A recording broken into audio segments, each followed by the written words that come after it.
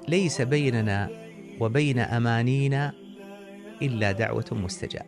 قال عليه الصلاة والسلام: إن الله لا يستحي أن يرد يدي عبده صفرا إذا رفعهما في الدعاء. قال الله عز وجل: وقال ربكم ادعوني أستجب لكم، وإذا سألك عبادي عني فإني قريب أجيب دعوة الداعي إذا دعان فليستجيبوا لي وليؤمنوا. أن الدعاء يجمع بين العبادة القلبية والعبادة الظاهرة، والدعاء من أيسر الأمور على المسلم ومن أعظمها عند الله، ثم من أعظمها أثرا على المسلم. كان النبي صلى الله عليه وسلم يقول: أهم أمور العبادة التي خلقتم لأجلها هو دعاء الله سبحانه وتعالى. أن أعظم سبب لاستجابة الدعاء أن يخلص لله سبحانه وتعالى، أن تستشعر أنك تناجي الله عز وجل. إيش معنى تناجي الله؟